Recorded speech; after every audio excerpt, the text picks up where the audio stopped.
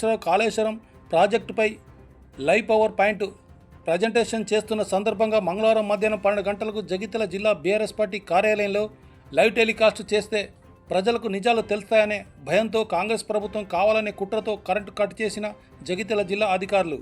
దీనికి నిరసనగా రోడ్డుపై బైఠాయించి సెల్ ఫోన్లో Kaleshwaram project live power point ప్రజెంటేషన్ను చూస్తూ నిరసన తెలియజేసిన మాజీ జడ్పీ చైర్పర్సన్ దా వసంత, మాజీ ఎమ్మెల్యే సుంకె రవిశంకర్ మరియు జగిత్యాల జిల్లా బీఆర్ఎస్ పార్టీ నాయకులు, కార్యకర్తలు తదితరులు పాల్గొన్నారు.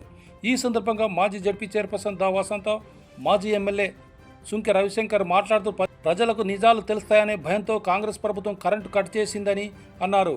అధికారులు కాంగ్రెస్ ప్రభుత్వానికి తొత్తులుగా పనిచేస్తున్నారని, 10 సంవత్సరాలు రాని కరువు ఈ కాంగ్రెస్ ప్రభుత్వంలో ఎలా వచ్చిందని అన్నారు. బీఆర్ఎస్ ప్రభుత్వంలో కాళేశ్వరం ప్రాజెక్టు కట్టి అన్ని సిద్ధం చేస్తే ఇప్పుడు కాంగ్రెస్ ప్రభుత్వం కనీసం మోటార్లు ఆన్ చేసే పరిస్థితిలో లేదని అన్నారు.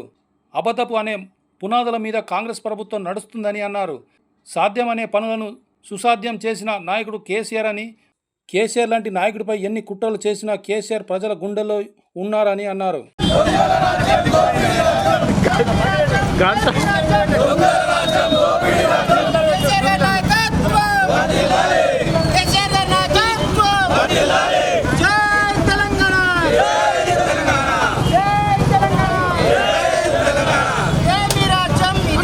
ఈరోజు జగిత్యాల జిల్లాకు సంబంధించినటువంటి మరి కేసీఆర్ గారి నేతృత్వంలో గౌరవ మాజీ మంత్రివర్యులు హరీష్ రావు గారు పవర్ ప్రజెంటేషన్ చేస్తూ ఉంటే మా జిల్లా నుంచి నేను, మా మాజీ చైర్మన్, అదేవిధంగా వివిధ మండలాల నుంచి, వివిధ నియోజకవర్గాల నుంచి పవర్ ప్రజెంటేషన్ మరి హరీష్ రావు గారు ఆనాడు తుమ్మిడిహట్టి దగ్గర కాదు, మరి మేడిగడ్డ దగ్గర ఎందుకు కట్టవలసి వచ్చింది, దానిలో ఉన్నటువంటి పరిణామాలు ఏంది, 5 దశాబ్దాలుగా మనం తాగే నీళ్ళకి ఎందుకు కోసపడ్డాం, అదేవిధంగా సాగు నీరు లేక వలసలు ఎందుకు పోవాల్సి వచ్చింది, మరి ఇన్ని రకాల కేంద్రం నుంచి అనుమతులు తీసుకొచ్చినా కూడా మరి ఇవాళ కేసీఆర్ గారిని బదనాం చేయాలి, కేసీఆర్ గారిని ఇబ్బంది పెట్టాలి అని కుట్రలు జరుగుతున్న నేపథ్యంలో, హరీష్ రావు గారు పవర్ ప్రజెంటేషన్ జరుగుతున్న నేపథ్యంలో మేమందరం చూస్తూ ఉంటే మరి దాదాపు ఒక అరగంట సేపు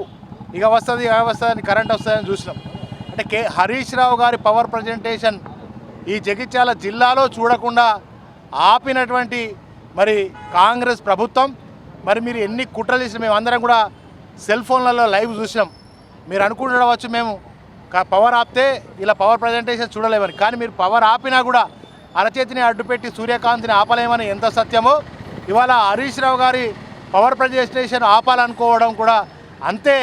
కనుక మేమందరం కూడా సెల్ ఫోన్లలో చూసినాం బ్రహ్మాండంగా.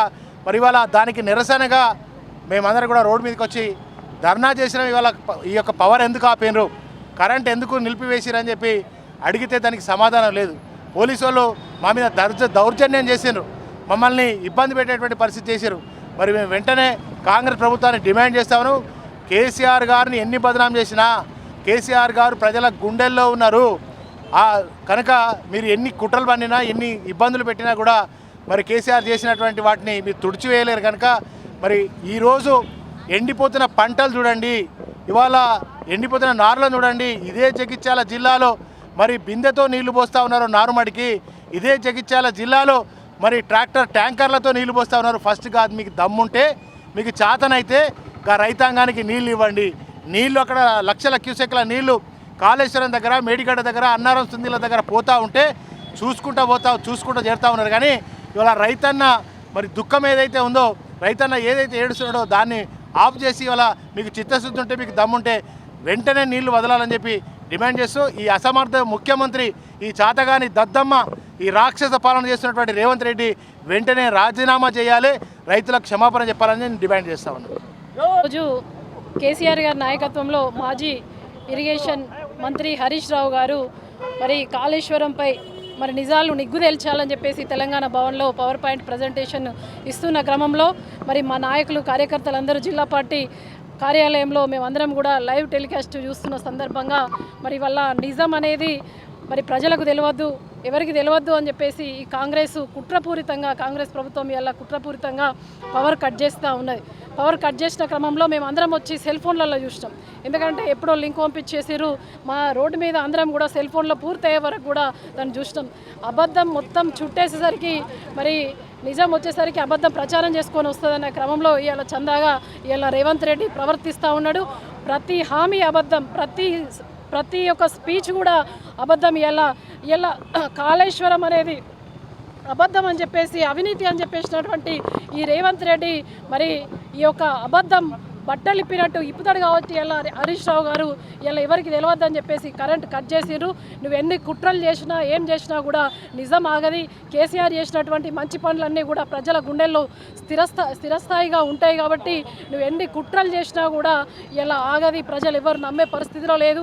ఎప్పుడు కూడా నువ్వు మంచి పరిపాలన అందియ్యా ముఖ్యమంత్రి అని అంటే ఎప్పుడు కూడా కేసీఆర్ను తిట్టాలి, కేసీఆర్ మీద కేసులు పెట్టాలి, కేటీఆర్ మీద కేసులు పెట్టాలి, కవితక్క మీద కేసులు పెట్టాలి, హరీష్ రావు మీద బాధనం చేయాలి. ఎట్లా బాధనం చేయాలన్న పని తప్ప నీకు పాలన చేత కాకపోతే ఇలా గద్దె దిగు. ముఖ్యమంత్రిని ఆదర్శంగా రేవంత్ రెడ్డి గారు కేసీఆర్ గారిని ఆదర్శంగా తీసుకొని పనిచేయి. ఇలా కరెంట్ ఎందుకు తీసేస్తావు? నీ యొక్క అబద్ధాలు చెప్పినటువంటి అవినీతి అని చెప్పి కాళేశ్వరం మీద ఇలా నిజమంతా కూడా బట్టబయలు అవుతుంది కాబట్టి ఇలా కరెంట్ కట్ చేసినావు. ఇంతకుముందు మా చొప్పదండి మాజీ శాసనం చెప్పినట్టుగా మరి అరచేతిని సూర్యునికి అడ్డం పెట్టి ఆపితే మరి వెలుతురు రాకమానదు. కేసీఆర్ ఇచ్చినటువంటి నీళ్ళు ఇలా పొలాలకు ఎందుకు వస్తలేవు? రైతుల పొలాలలో నీళ్లు లేవు, చెరువుల్లో నీళ్ళు లేవు, కాలువల్లో నీళ్లు లేవు. అదే నిదర్శనం.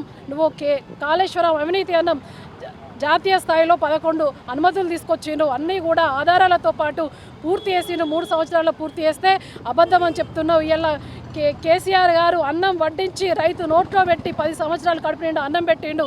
నువ్వు వచ్చిన తర్వాత నోటిగాడి బుక్కను ఇలా అన్నే పరిస్థితి చేస్తూ ఉన్నావు. రాబోయే రోజుల్లో తప్పకుండా ప్రజలు బుద్ధి చెప్తారు. మేము చూడకుండా ఇలా కరెంటు కూడా కట్ చేసినావు. అది కూడా వాస్తవాలన్నీ కూడా ప్రజలకు తెలుస్తాయి. మీరు చేసినటువంటి ఈ కుట్రలతోటి ఆగిపోదని చెప్పేసి తెలియజేస్తూ జై తెలంగాణ.